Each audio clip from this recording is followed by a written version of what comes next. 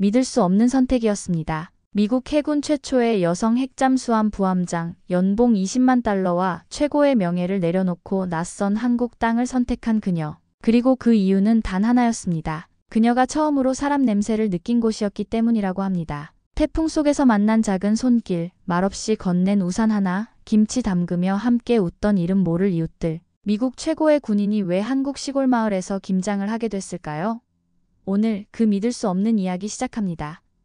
시작 전에 구독과 좋아요, 그리고 따뜻한 댓글은 영상 제작에 큰 힘이 됩니다. 항상 복 많이 받으세요. 지금 바로 시작합니다. 저는 알렉산드라 존슨이지만 모두가 엘리라고 부릅니다. 미 해군 최초의 여성 핵잠수함 부함장이라는 타이틀은 제가 15년간 피와 땀으로 얻은 성취였어요. 아버지의 뒤를 이어 해군에 입대한 이후 단 한 번도 후회한 적 없었습니다. 엄격한 군대 생활이 저에겐 오히려 편안했죠. 감정보다는 임무, 관계보다는 규칙이 더 명확하니까요. 한국 해군과의 합동훈련을 위해 인천항에 도착했을 때 예상치 못한 환영식이 저를 당황하게 했습니다. 꽃다발과 환영 현수막, 그리고 웃음 가득한 얼굴들. 군인들이라기보다 마치 오랜 친구를 맞이하는 것 같은 분위기였어요. 저는 형식적인 미소로 응대했지만 이런 친근함에 어떻게 반응해야 할지 몰랐습니다. 사실 한국으로 오기 전 저는 아시아에 대한 편견으로 가득 차 있었습니다. 해군사관학교 시절 동기 중 중국계 미국인이 있었어요. 그녀는 항상 단체 훈련에서 뒤처졌고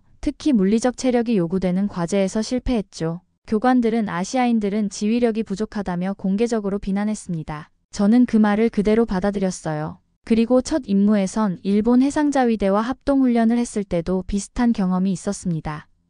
그들의 의사결정 과정이 느리고 합의 중심적이라 답답했어요. 당시 함장은 동양인들은 과감한 결단력이 없어. 그들과 일할 땐 항상 2배로 확인하라고 조언했죠. 그 말이 제 지침이 되었습니다. 그렇게 저는 저만의 벽을 만들어 놓고 있었습니다. 식사가 거의 끝날 무렵 조용히 앉아있던 한 장교가 제게 다가왔어요. 알렉산드라 부함장님, 저는 이준호 중령입니다. 이번 합동훈련의 전략 분석 책임자죠. 그의 눈빛은 다른 이들과 달랐습니다. 단순한 친절함이 아닌 깊은 통찰력이 느껴졌어요. 우리 한국 해군은 동료를 가족처럼 여기는 문화가 있습니다. 처음엔 적응하기 어려우실 수도 있겠네요. 이준호의 말에 저도 모르게 경직된 자세가 풀렸습니다. 임무도 중요하지만 서로를 알아가는 시간이 진정한 협력을 만든다고 생각해요. 그의 말이 제 마음 한구석을 건드렸어요. 하지만 곧 원래의 제 모습으로 돌아왔죠. 중령님, 좋은 말씀입니다만 저는 임무에 집중하는 것이 최우선이라고 생각합니다. 이준호는 미소를 거두지 않았어요.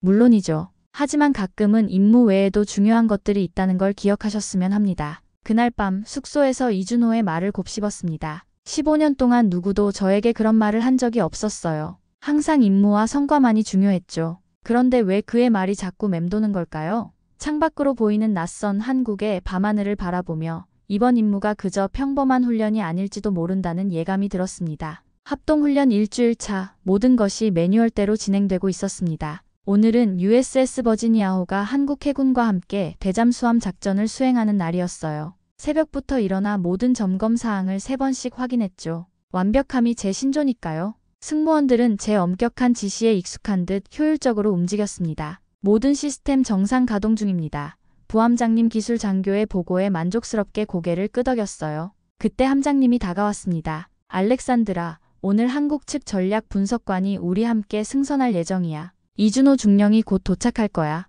순간 심장이 빠르게 뛰기 시작했습니다. 왜 사전에 알려주지 않았을까요? 완벽하게 계획된 일정에 예상치 못한 변수가 생겼어요. 함장님, 그런 내용은 사전에 전달받았으면 좋았을 것 같습니다. 함장님은 어깨를 으쓱했습니다. 방금 연락받았어. 상부의 지시야. 30분 후 이준호가 도착했어요. 그의 단정한 모습과 차분한 태도가 눈에 띄었습니다. 알렉산드라 부함장님, 오늘 함께 작전을 수행하게 되어 영광입니다. 저는 형식적인 인사로 답했지만 내심 혼란스러웠어요. 철저하게 통제되던 제 영역에 갑자기 외부인이 들어온 것 같았습니다. 잠수함이 수심 200m까지 내려갔을 때였어요. 갑자기 엔진룸에서 경고음이 울렸습니다. 부함장님, 주 냉각 시스템에 이상이 있습니다.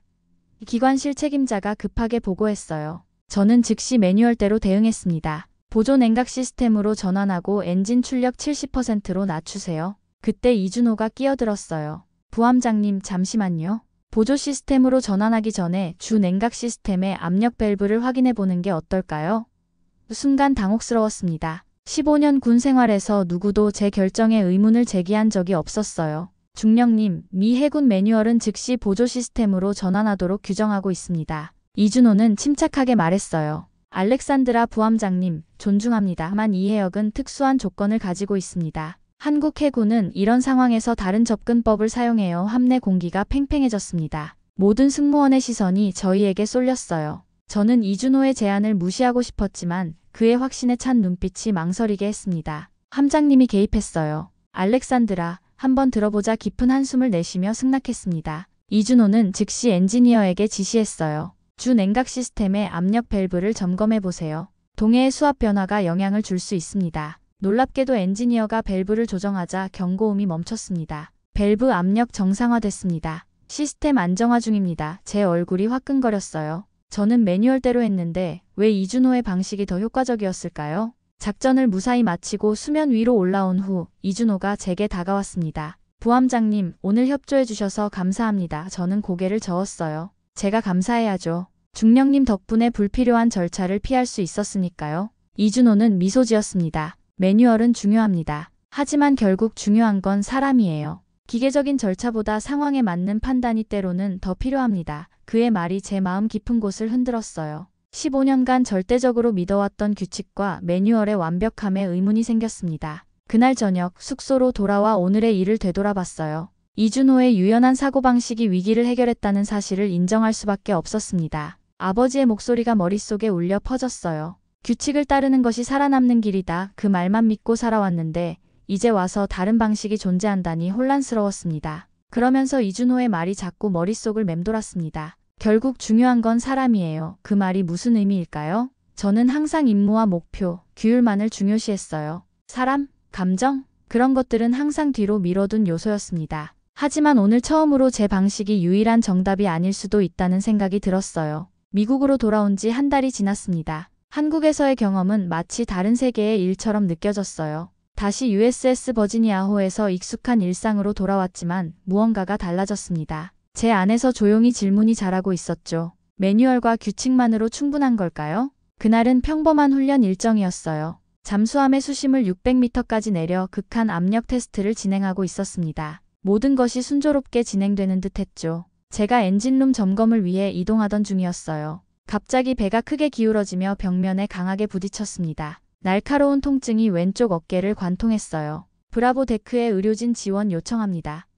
누군가의 다급한 목소리가 들렸습니다. 저는 괜찮다고 고집했지만 함장님의 지시로 의무실로 이송됐어요. 단순 타박상과 경미한 인대 손상이라는 진단을 받았습니다. 평소 같으면 무시하고 업무에 복귀했을 부상이었죠. 하지만 함장님은 의외의 결정을 내렸어요. 알렉산드라, 2주간 의무 휴가야. 회복에 집중해 항의하려 했지만 소용없었습니다. 갑작스러운 휴가는 제게 형벌과도 같았어요. 일이 제 정체성이었으니까요. 아파트로 돌아온 저는 적막함에 압도됐습니다. 벽에 걸린 군사 훈장들만이 제 존재를 증명하는 듯했어요. 첫 며칠은 의무적으로 휴식을 취했습니다. 그러나 점점 견디기 힘든 공허함이 밀려왔어요. 항상 일로 채워진 시간들이 빈 공간으로 남겨졌고 그 빈자리에 깊은 외로움이 스며들었습니다. 처음으로 제 삶을 객관적으로 바라보게 됐어요. 친구는 어디 있었나요? 가족과의 관계는 어땠나요? 사실 아무것도 없었습니다. 용기를 내어 아버지에게 전화했어요. 20년 이상 해군 장교로 복무하신 분이었죠.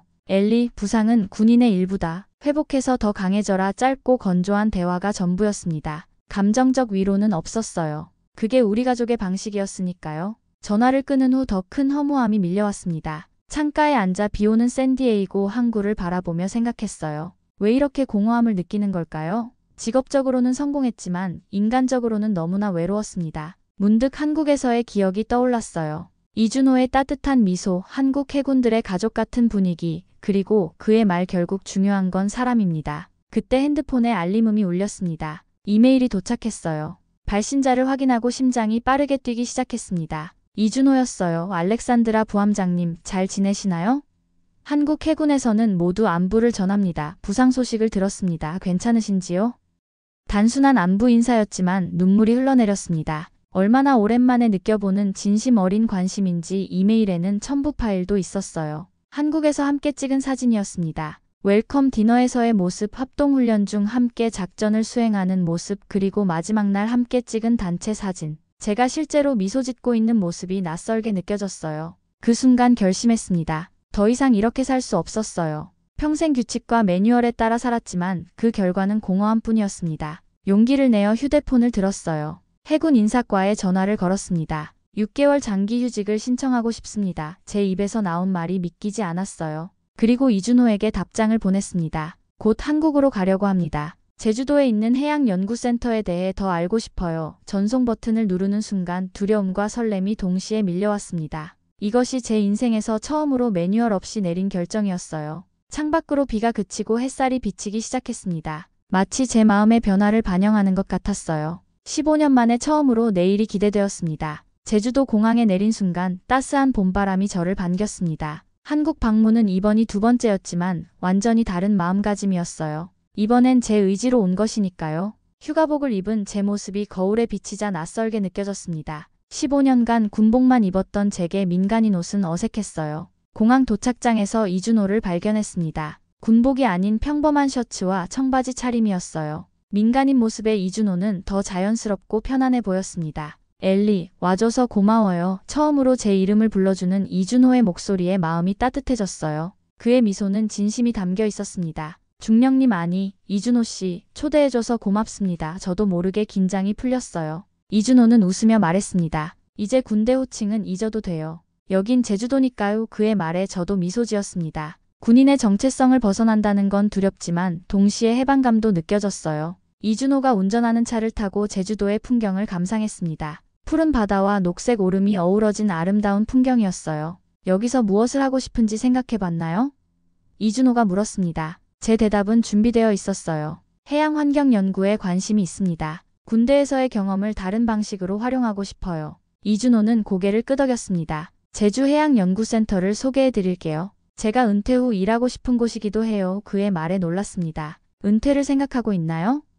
이준호는 고개를 끄덕였어요. 군 생활도 좋지만 언젠가는 다른 삶도 살아보고 싶어요. 인생은 한 가지 역할로만 정의되지 않으니까요. 그의 말이 제 마음에 깊이 와닿았습니다. 저는 항상 해군 장교라는 정체성에만 매달려 있었어요. 다른 가능성을 생각해 본 적이 없었죠. 이준호는 제 생각을 읽은 듯 말했습니다. 엘리, 당신은 해군 장교 이상의 사람이에요. 그걸 발견하는 시간이 되길 바랍니다. 연구센터는 바다가 내려다 보이는 언덕 위에 있었습니다. 현대적인 건물이었지만 주변 자연과 조화를 이루고 있었어요. 이준호의 안내로 센터 내부를 둘러보며 놀라움을 감출 수 없었습니다. 최첨단 장비들, 열정적인 연구원들, 그리고 무엇보다 자유로운 분위기가 인상적이었어요. 여기서는 해양 생태계 보존과 지속 가능한 해양자원 활용에 관한 연구를 진행합니다. 이준호의 설명에 진심으로 관심이 생겼어요. 이곳에서 제 군사적 지식과 경험이 다른 방식으로 가치를 가질 수 있을 것 같았습니다. 제가 도울 수 있는 일이 있을까요? 제 질문에 이준호는 밝게 웃었어요. 실은 당신을 위한 자리가 있습니다. 심해 탐사 프로젝트에 당신의 잠수함 경험이 큰 도움이 될 거예요. 그의 말에 가슴이 뛰었습니다. 이것이 바로 제가 찾던 새로운 시작이었어요. 군인으로서의 제 경험이 평화적인 목적으로 쓰일 수 있다니 상상도 못했습니다. 저녁에 이준호는 제주도의 작은 해안마을 식당으로 저를 초대했어요. 그곳에서 맛본 해산물은 놀라울 정도로 신선했습니다. 이런 맛은 처음이에요. 솔직한 감탄이 흘러나왔죠. 이준호가 웃으며 말했습니다. 엘리, 당신 표정이 달라졌어요. 더 편안해 보여요. 식사를 마치고 바닷가를 거닐며 대화를 나눴습니다. 처음으로 개인적인 이야기를, 그것도 편안하게 나눌 수 있었어요. 이준호는 자신의 가족, 꿈, 희망에 대해 이야기했고 저도 평생 숨겨왔던 내면의 생각들을 조금씩 꺼내놓았습니다. 군인으로서의 압박감, 여성으로서 겪었던 어려움, 그리고 항상 느껴왔던 외로움까지 달빛 아래 파도 소리를 들으며 깨달았습니다. 제 결정이 옳았다는 것을요. 한국에 오기로 한 선택, 새로운 시작을 향한 용기, 그리고 무엇보다 처음으로 스스로에게 솔직해지기로 한 결심. 이준호의 모습을 바라보며 미소 지었어요. 와줘서 고마워요. 당신을 기다렸어요. 그의 말에 가슴 한편이 따뜻해졌습니다. 제주해양연구센터에서의 생활이 시작된 지 한 달이 지났습니다. 매일 아침 바다가 보이는 작은 아파트에서 눈을 뜨는 것만으로도 행복했어요. 군대에서의 엄격한 일정과 달리 이곳에서는 제 의지대로 시간을 사용할 수 있었습니다. 아침 조깅을 하며 바다를 바라보는 것으로 하루를 시작하는 일상이 너무나 소중했죠. 연구센터에서는 한국의 첨단 해양 기술을 직접 경험할 수 있었어요. 특히 수중 드론 기술은 미국의 군사 장비에 버금가는 정밀함을 갖추고 있었습니다. 이 드론은 우리가 직접 개발한 거예요. 수심 2000m까지 탐사가 가능하죠. 연구원 김민수 박사의 설명에 감탄했어요. 군사적 목적이 아닌 해양 생태계 보존을 위해 이런 첨단 기술이 활용된다는 점이 새롭게 느껴졌습니다. 이준호는 제가 적응할 수 있도록 항상 곁에서 도와주었어요. 엘리, 오늘은 시장에 가보는 건 어때요? 진짜 제주도의 삶을 경험해 볼 수 있을 거예요. 그의 제안에 처음엔 망설였습니다. 군인으로서 항상 통제된 환경에서만 살아왔기 때문이죠. 하지만 용기를 내어 동의했어요. 제주 전통시장은 활기로 가득했습니다. 다양한 해산물과 채소, 과일들이 즐비했고 상인들의 활기찬 목소리가 시장을 채웠어요. 처음엔 그 북적임에 압도되었지만 이내 그 생동감에 매료되었습니다. 이모님, 이 생선 신선하죠?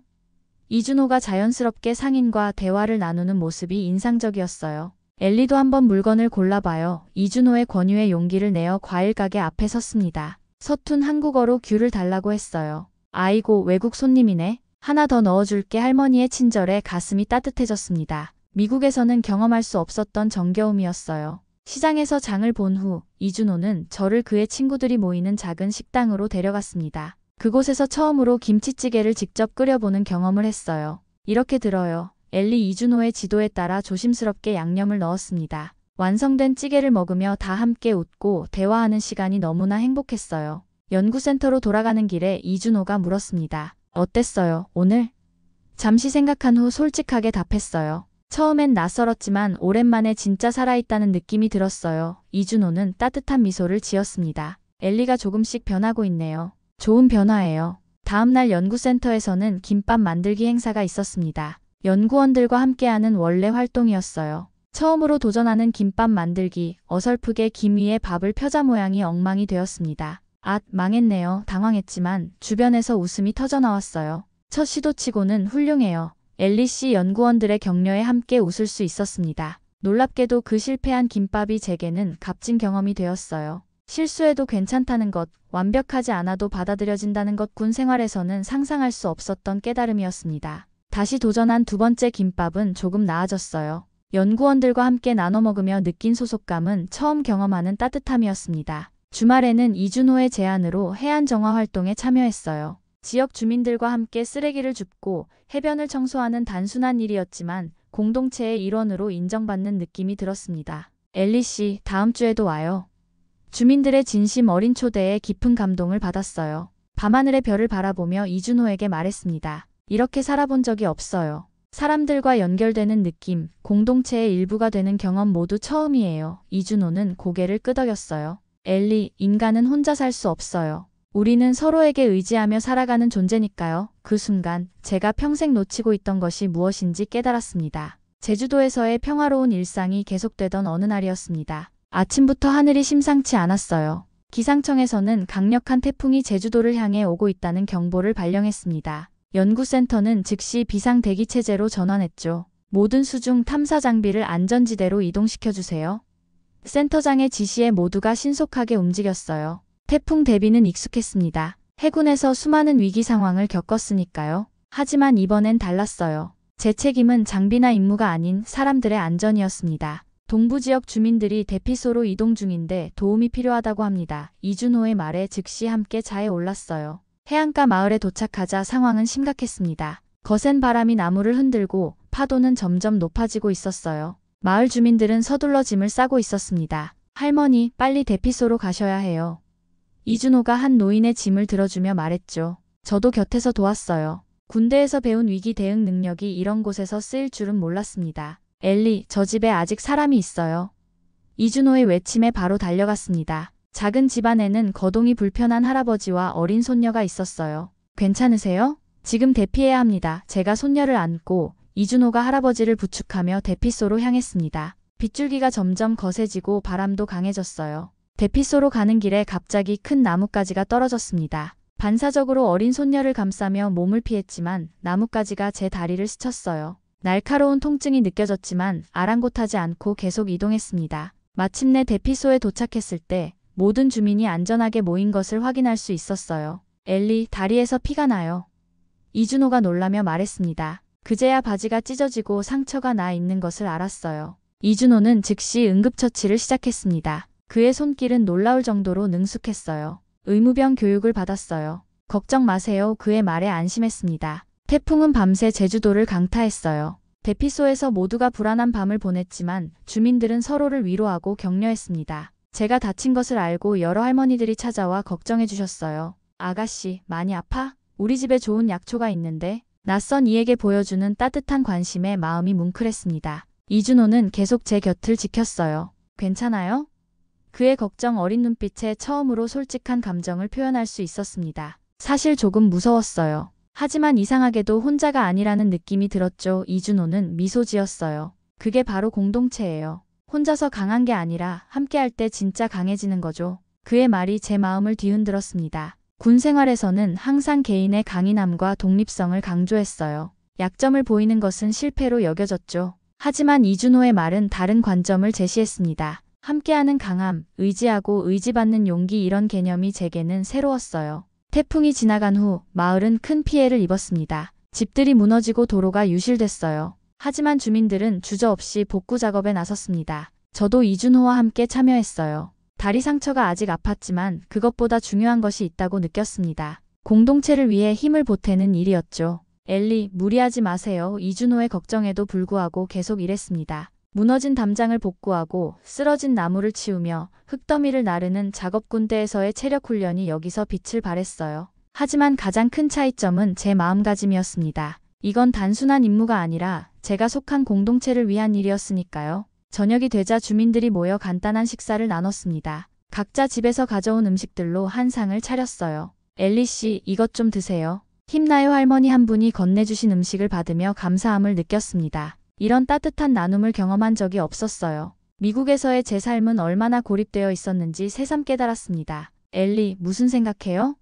이준호가 물었어요. 잠시 생각한 후 답했습니다. 제가 평생 잘못 알고 있던 것 같아요. 진정한 강함이 무엇인지에 대해서요. 이준호는 고개를 끄덕였습니다. 혼자서 강한 게 아니라 함께할 때 진짜 강해지는 거예요. 그게 우리가 살아가는 방식이죠. 그 순간 제 인생의 방향이 완전히 바뀌었다고 느꼈습니다. 미국으로 돌아가 예전처럼 살 수 있을까요? 이제는 다른 삶의 가능성을 알아버린 후인데 이준호를 바라보며 처음으로 제 마음을 인정했어요. 그에게 이곳에서의 삶에 그리고 이 공동체에 깊은 애착이 생겼다는 것을요. 태풍 복구 작업이 마무리되어 갈 무렵 이준호에게서 뜻밖의 제안을 받았습니다. 엘리, 이번 주말에 전라도에 있는 우리 부모님 댁에 가보지 않을래요? 김장철인데 한국의 전통 문화를 경험해볼 좋은 기회가 될 거예요. 순간 긴장되었습니다. 군대에서는 단순히 임무만 수행하면 됐지만 누군가의 가족을 만난다는 건 완전히 다른 차원의 일이었어요. 정말 괜찮을까요? 제가 방해가 될 것 같은데. 망설이는 제게 이준호는 확신에 찬 목소리로 말했습니다. 어머니께서 직접 초대하셨어요. 외국인 친구를 데려오라고 하셨죠. 결국 용기를 내어 동의했어요. 이런 개인적인 초대를 받아들이는 것도 변화된 제 모습이었습니다. 전라도의 작은 농촌 마을로 향하는 길은 아름다웠어요. 가을빛으로 물든 논과 밭, 산과 강이 어우러진 풍경이 마음을 평온하게 했습니다. 우리 부모님은 평생 농사를 지으셨어요. 저는 달랐지만 항상 이곳으로 돌아오는 것이 위로가 됩니다. 이준호의 말에서 고향에 대한 깊은 애정이 느껴졌어요. 마을에 도착하자 여러 주민들이 반갑게 맞아주셨습니다. 서로 안부를 물으며 정겹게 대화하는 모습이 인상적이었어요. 이준호의 부모님 댁은 현대식으로 개조된 한옥이었습니다. 문을 열자 따뜻한 온기와 함께 음식 냄새가 맞이했어요. 어머니 왔습니다.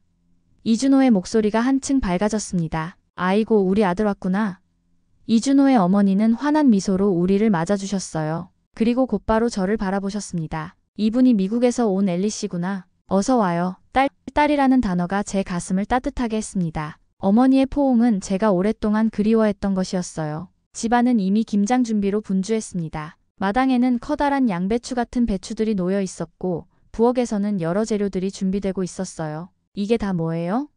호기심에 물었습니다. 이준호의 어머니는 기꺼이 설명해 주셨어요. 김장이라고 겨울을 나기 위해 김치를 대량으로 만드는 거예요. 우리 한국 사람들의 오랜 전통이죠. 곧 마을 사람들이 하나둘 모여들기 시작했습니다. 놀랍게도 이건 단순한 가족 행사가 아니라 마을 공동체의 행사였어요. 옛날부터 우리는 이렇게 서로 도우며 살았어요. 오늘은 우리 집, 내일은 다른 집 함께하면 어려운 일도 쉬워지니까요. 이준호 아버지의 설명에 깊은 감명을 받았습니다. 김장은 생각보다 복잡한 과정이었어요. 배추를 절이고 양념을 만들고 배추 속에 양념을 넣는 일련의 작업이 모두의 손길로 이어졌습니다. 처음엔 어색했지만 이준호 어머니의 따뜻한 지도 아래 저도 참여할 수 있었어요. 엘리, 이렇게 양념을 골고루 발라요. 그래야 맛있는 김치가 돼요. 작업 중간에 할머니 한 분이 제게 다가오셨습니다. 고향에 가족은 없나요?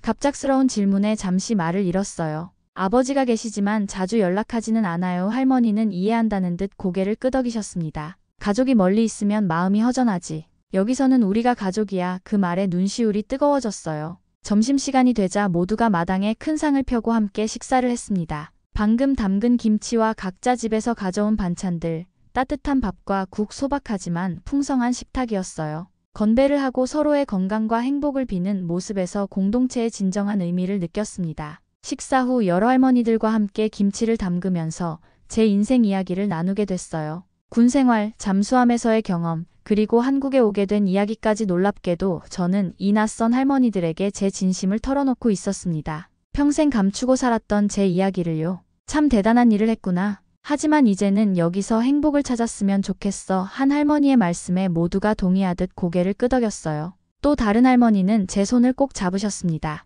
이준호랑 잘 어울리는구나. 우리 딸 같아. 그 말에 얼굴이 붉어졌지만 부정할 수 없었어요. 이준호는 제게 특별한 존재가 되어 있었으니까요. 해가 저물어갈 무렵 김장은 거의 마무리되었습니다. 수십 개의 김치통이 마당에 줄지어 있었어요. 이준호 어머니가 제게 작은 김치통을 건네셨습니다. 엘리를 위한 특별 김치예요. 직접 담갔으니 맛있을 거예요. 그 순간 진심으로 웃고 있는 제 모습을 발견했습니다. 억지로 지은 미소가 아닌 마음 깊은 곳에서 우러나오는 웃음이었어요. 저녁에는 마을회관에서 작은 잔치가 열렸습니다. 오래된 노래를 부르고 이야기를 나누며 하루를 마무리하는 시간이었어요. 제가 미국 노래를 불러달라는 요청에 처음엔 당황했지만 용기를 내어 어릴 적 배웠던 노래를 불렀습니다. 서툴렀지만 모두가 진심으로 박수를 쳐주셨어요. 밤하늘 아래 이준호와 둘이 마을길을 걸으며 오늘의 감정을 나눴습니다. 어땠어요, 엘리? 우리 가족과 마을 사람들. 이준호의 질문에 솔직하게 답했어요. 평생 원했지만 가져본 적 없는 것들을 오늘 하루 동안 모두 경험한 것 같아요.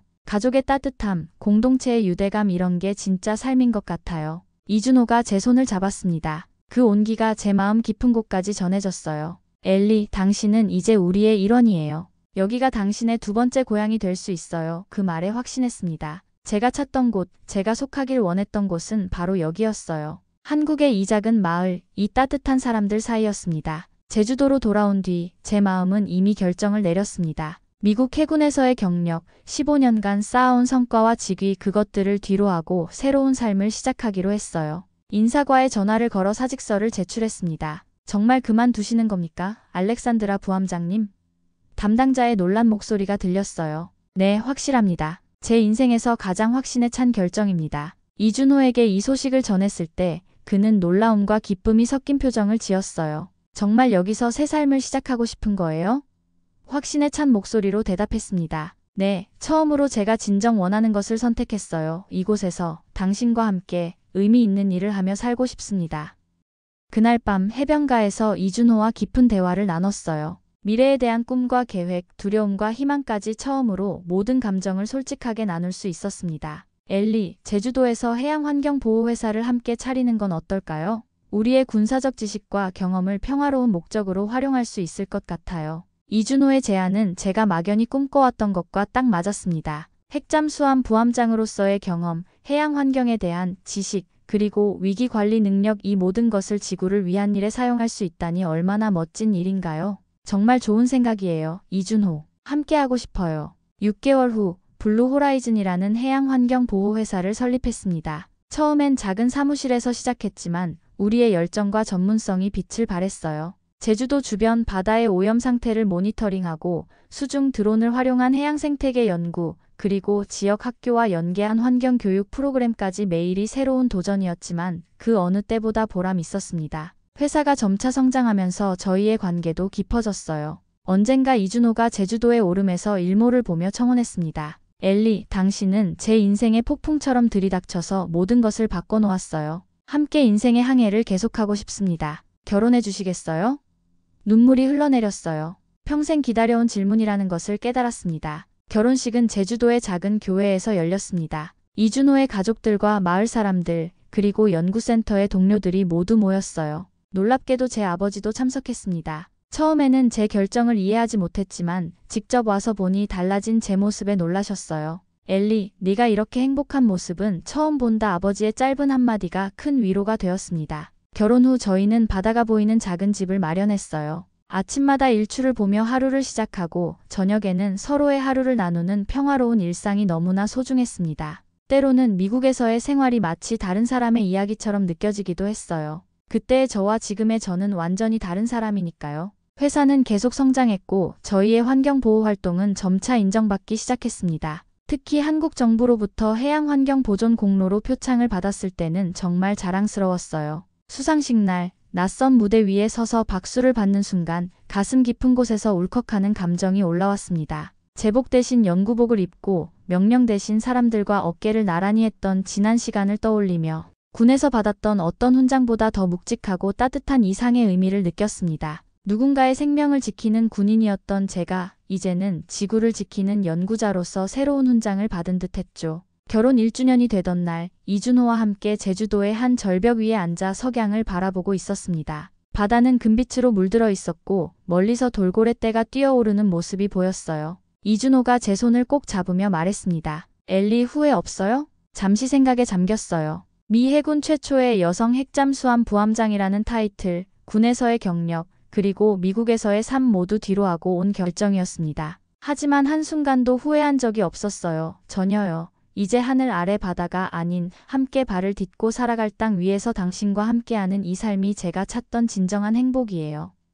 이준호의 눈에도 눈물이 맺혔습니다. 고마워요, 엘리. 당신을 만난 건 제 인생 최고의 행운이에요. 우리는 서로를 바라보며 미소 지었어요. 이것이 진정한 사랑이고 진정한 삶이라는 것을 알았습니다. 더 이상 규칙과 매뉴얼에 묶인 삶이 아닌 자유롭게 선택하고 사랑하는 삶. 석양이 완전히 사라질 무렵 이준호가 작은 상자를 꺼냈습니다. 열어보니 아름다운 진주 목걸이였어요. 제주도의 바다에서 나온 진주예요. 우리의 새로운 시작을 상징하는 선물이에요. 목걸이를 걸어주는 이준호의 손길에서 영원한 약속을 느꼈습니다. 바다에서 불어오는 바람이 제 얼굴을 스쳤어요. 그 바람은 마치 새로운 가능성을 속삭이는 것 같았습니다. 이제 미국이 아닌 한국에서 군인이 아닌 환경보호가로서 혼자가 아닌 사랑하는 사람과 함께 제 인생은 전혀 예상치 못한 방향으로 흘러갔지만 그것이 가장 아름다운 항로였다는 것을 깨달았습니다. 이준호의 손을 꼭 잡으며 내일을 기대했습니다. 우리 앞에는 아직 많은 도전과 모험이 기다리고 있겠지만 함께라면 두렵지 않았어요.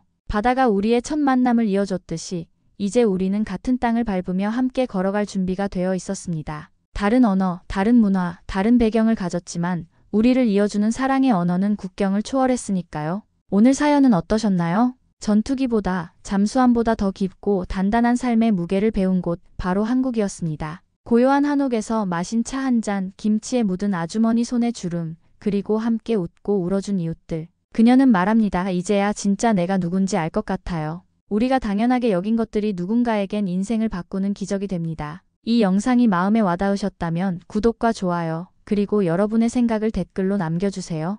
여러분이 생각하는 진짜 강함은 무엇인가요? 다음 이야기에서 또 만나요. 감사합니다.